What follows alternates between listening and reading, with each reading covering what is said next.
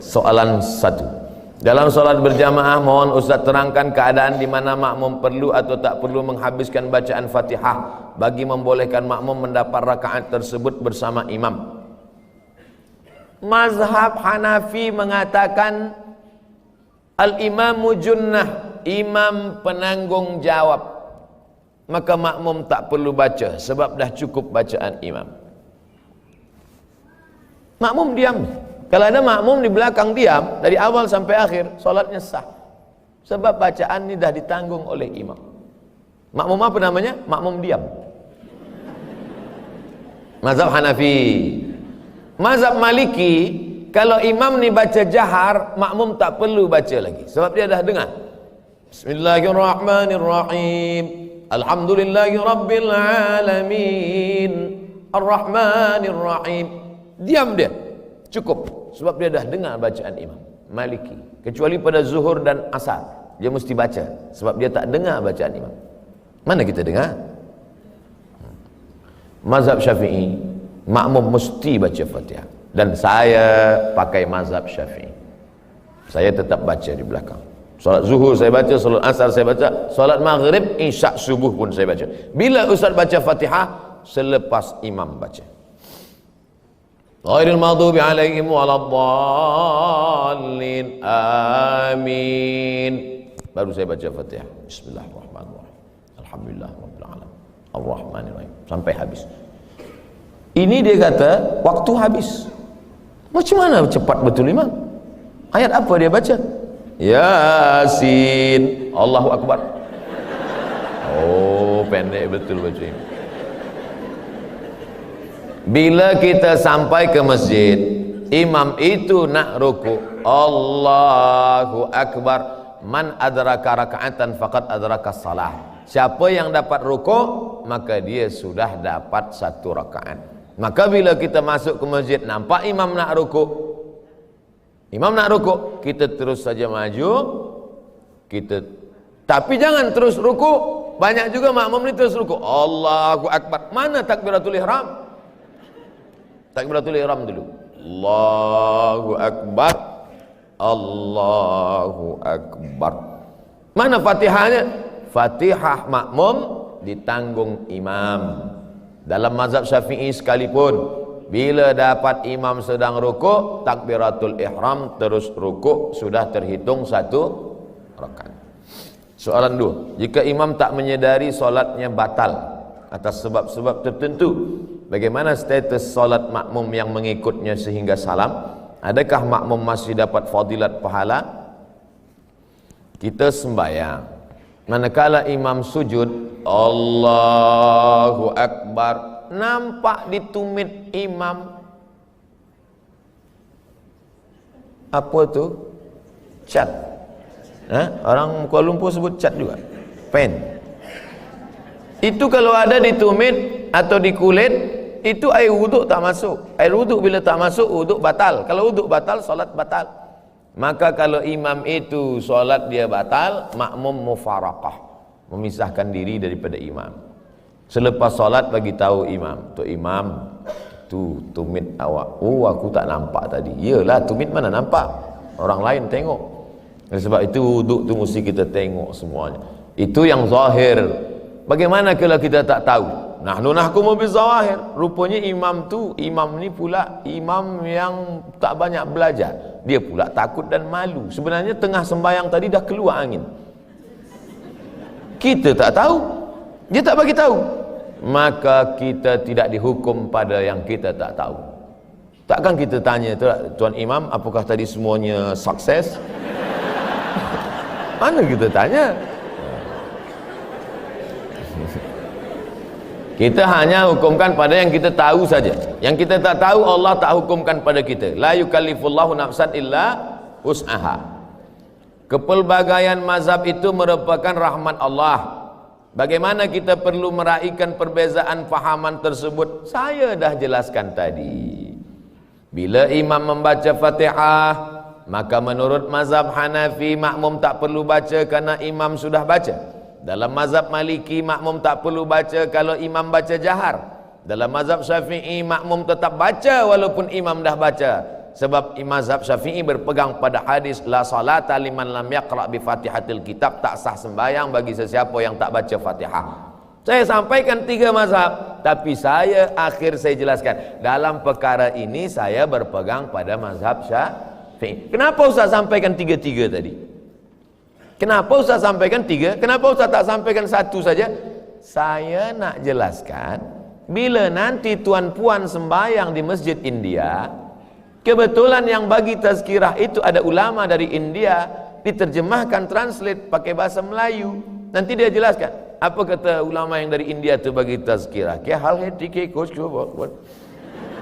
dia bagai dia sampaikan. Kata dia, bila kita sembahyang kita tak perlu lagi baca Fatihah, sebab imam dah baca Fatihah. Nanti jamaah ni confused. Sebab selama ini dia tahu bahawa makmum ni mesti baca Fatihah. Kenapa ulama dari India ni kata tak perlu baca Fatihah? Tapi bila saya dah jelaskan di sini, mereka tidak akan saling menyalahkan. Oh, patutlah dia cakap tak perlu baca Fatihah, sebab dia dari India, dan India itu majoritinya adalah mazhab Hanafi. Apa maknanya? Dari maghrib ke isya 45 menit kaji fikah 4 mazhab. Yang kita amalkan tetap Syafi'i. Apa guna yang 3 ini? Supaya kita menghormati perbezaan kepelbagaian mazhab fikah. Saya alhamdulillah di Maghribi 2 tahun. Mereka mazhabnya Maliki. Di Kaherah pula masa tahun 1 belajar fikah kepada Syekh Najjar, Syekh Fatah Najjar. Mazhab dia Hanafi. Di kitab tu dia tulis, lelaki perempuan yang bersentuh kulit tak batal wuduk. Masa tu saya orangnya keras sikit. Buku tu masih ada di rumah. Saya tulis di situ, saya tak bersetuju. Dia cakap, lelaki dengan perempuan bila bersentuh kulit lamsur rajul lil mar'ah la yubtilul wudu. Saya tulis kecil di situ, la wafik, saya tak setuju. Masa turun natijah memanglah gagal, tak lulus. Ulang balik tahun depan. Tahun depan jumpa dengan Syekh Dr. Rajai. Dia tulis, lelaki dengan perempuan bila bersentuh kulit batal. Inilah guru saya, kata saya. Tapi manakala kami tengok antara Syekh Rajai dengan Syekh Najjar, bila berjumpa dia salam, dia peluk. Kenapa mereka berkawan?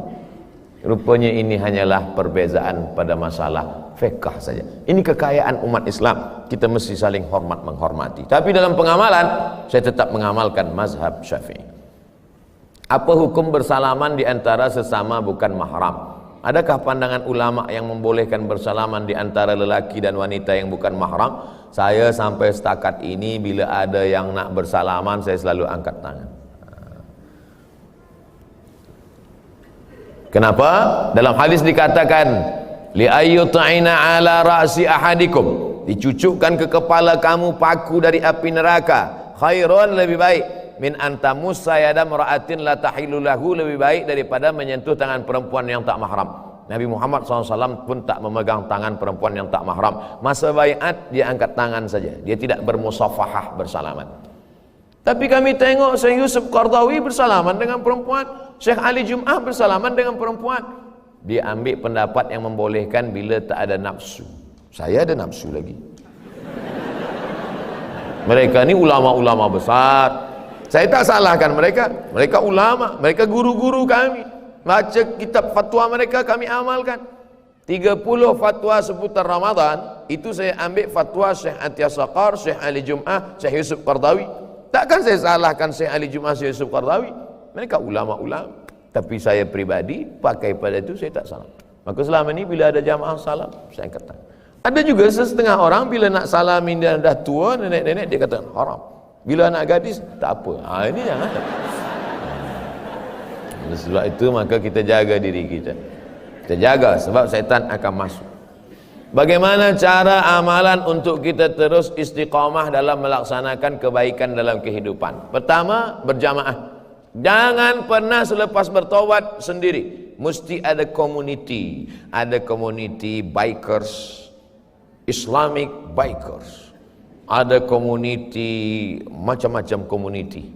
Ada di Riau, di tempat saya bagi tazkirah, macam-macam community. Mereka ajak saya, Ustaz Somad, kita pergi ke sana naik ke motosikal. Okey, saya ikut. Sebab nak ikut komuniti mereka supaya mereka dekat lagi kepada agama Allah Subhanahu wa taala. Buat komuniti. Yang kedua, selalulah melihat orang mati.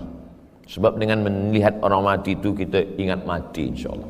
Man syahidal janazata hatta tusalla 'alaiha. Siapa yang menengok jenazah hingga disolatkan, lahu qirat, dapat pahala 1 qirat. Wa man syahidal janazata hatta tudfan. Siapa yang ikut menengok jenazah hingga masuk ke liang lahat, lahu qiratan, dapat 2 qirat. Apa 2 qirat tu ya Rasulullah? Mithlul jabalainil azimaini, seperti 2 bukit Uhud. Masuk ke liang lahat, sambut jenazah, letakkan ke bawah. Yang belum pernah buat, rasakan. Naik ke atas, orang tanya, macam mana rasanya? Susah nak diungkapkan dengan kata-kata. Meleleh air mata. Saya letakkan jenazah itu ke dalam, dianjurkan supaya hidung itu dibuka, kain penutup muka ditempelkan, hidung ditempelkan ke tanah. Coba kita bayangkan kalau kitalah yang menjadi itu. Masuk ke dalam lubang, hidung ditempelkan ke tanah, lepas itu ditutup dengan kayu, habis itu ditimbun, mereka semua balik dan kita sendiri dalam. Coba bayangkan. Apa yang boleh menolong kita? Jamaah miti yang 1000 orang ni, ada tak yang nak mengawani saya agak semalam? Semua dah menggeleng. Oleh sebab itu maka sadarlah kita saat itu. Maka insya-Allah selalu saya tiap bulan kalau ada kabar Ustaz Abdul Somad ini ada jamaah meninggal dunia, saya datang. Sebab ada nasihat. Orang tak bagi nasihat pada saya. Saya jumpa pada Habib bagi saya nasihat. Cukup tu dah. Doktor bagi saya nasihat. Cukup sudah. Mana nasihat yang paling masuk ke telinga, ke hati? Nengok orang mati. Buka, tutup mukanya, cium. Sejuk. Macam ais. Saya selalu. Tapi yang cium ni sesama lelaki. Jangan bini orang pula cium. Oleh sebab itu maka selalu tengok orang mati. Wa kafa bil mauti wa azab. Yang ketiga, tengok saudara-saudara kita yang istimewa, yang kekurangan. Sampai saya ke masjid, maaf beribu maaf, rupanya tangan dia bekas kena api terbakar. Dia angkat tangan dia berdoa lama. Saya di belakang. Saya tengok, ya Allah, aku yang sihat selama ini mengangkat tangan kejap je. Dia yang kau uji dengan begitu lama tangannya ke atas. Baru kita sadar. Banyak nasihat yang kita tengok tak tertulis di buku, bukan ada kertas, bukan ada dalam kitab, tapi kita tengok dengan mata kita sendiri. Banyak orang-orang yang kekurangan dari physically dia, tapi sesungguhnya batin dia jauh lebih sempurna daripada kita. Kita pula physically kita sempurna, tapi batin kita cacat. Na'udzubillah. Oleh sebab itu 3, jaga jamaah, tengok orang mati, tengok orang yang kekurangan, insya-Allah kita akan istiqamah. Last, kebahagiaan hakiki untuk diri saya apabila saya gembira dapat memudahkan orang lain. Soalan saya, apakah nilai kebahagiaan ini akan menjadi tidak ikhlas sekiranya ada insan mengambil kesempatan di atas kebaikan kita? Kita beramal hanya disuruh sesuai kemampuan kita. Kata Imam Fudail bin Iyad, tarkul amal li ajlin nas syirik, tarkul amal li ajlin nas riya, wal amal li ajlihim syirik. Tak jadi beramal kerana takut dipuji orang, riya. Masuk masjid, masuk surau Al-Rahman, nak salat sunat tahiyatul masjid, tengok kanan banyak kawan, tengok kiri banyak kawan. Tak jadilah. Kenapa awak tak jadi tahiyatul masjid? Saya takut dipuji kawan, riya. Jadi bagaimana? Laksanakan saja. Usolli sunnat tahiyatul masjid raka'atain lillahi ta'ala. Allahu Akbar. Tapi dalam hati ada rasa aku lebih. Hilangkan. Yang tak boleh itu kita sengaja pesan ke kawan. Brother, aku nanti bila masuk tahiyatul masjid, tolong kau ambil gambar ya. Lepas tu kau masuklah dalam FB kau. Status. Aku nak tengok berapa like ni. Wal amal li ajlihim, beramal kerana orang lain, itu yang dilarang. Kita buat saja apa yang kita buat. Kerana kalau kita nak selamat dari kepentingan orang banyak, selamat dari cakap orang, kita tidak akan pernah beramal. Yakinlah itu. Pemuda-pemuda belia, orang yang baru taubat pergi ke masjid, dipuji orang. Oh, awak rajin sekarang ke masjid. Esok dia tak ke masjid lagi, takut dipuji orang. Ustaz Somad, saya tak ke masjid lagi. Sebab apa? Takut dipuji orang. Pergi ke masjid, langkahkan kaki, pergi berinfak, senangkan orang lain, mudahkan urusan orang lain. Siapa orang yang paling bahagia? Orang yang membahagiakan orang lain. Mudah-mudahan kita termasuk orang yang membahagiakan orang lain, insyaallah. Amin ya rabbal alamin. Mohon bahan sumbangan tabung surau Ar-Rahman. Apa tanda orang bahagia? Maka dia membahagiakan orang lain. Apa tanda dia bahagia? Maka dia ikhlas memberikan apa yang boleh menolong agama Allah. In tansurullaha, kalau kau tolong agama Allah, yansurkum, Allah akan menolong kamu, memudahkan urusan kamu. Maka dia bagilah sebagian daripada hartanya, kerana itulah yang akan kekal abadi. Kalau di dalam poket dia ada 1.000 ringgit, yang dia keluarkan 100, yang dia bawa mati yang 100 itu apa yang 1.000? Saya ulang sekali lagi. Kalau di dalam poket dia ada 1.000 ringgit, yang dia serahkan ke surau Ar-Rahman ada 100. Kalau dia mati, yang dia bawa yang 100 itu apa yang 1.000? Yang 1.000 itu akan tinggal, diambil ahli waris, habis. Maka serahkanlah sebanyak-banyaknya ke surau Ar-Rahman. Itulah yang akan Tuhan bawa mati, menolong. Tak percaya cakap saya? Tunggu malaikat maut datang. Itulah mana iman. Itulah iman. Simpan. Ustaz Abdul Somad, kakak saya itu masa dia hidup dulu, bila dapat duit dia beli emas, bila dia dapat gaji dia beli emas, bila dia dapat dia beli emas. Saya tengok, mata saya menengok emas dia satu cuci tangan. Tempat basuh cuci tangan tu, itu emas semua isi. Saya tanya, mana emas tu sekarang? Habis diambil laki dia untuk bini baru.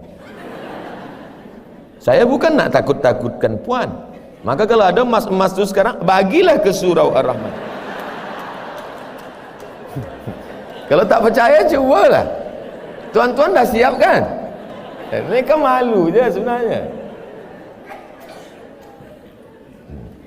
Sekarang boleh gelak, tapi di jalan dia berfikir, betul juga kata Ustaz. Tapi jangan sebab ni nanti balik berkelahi pula. Adinda, mana T.O. abang? Buatlah sendiri. Patut mata engkau tajam tengok gelang aku ya.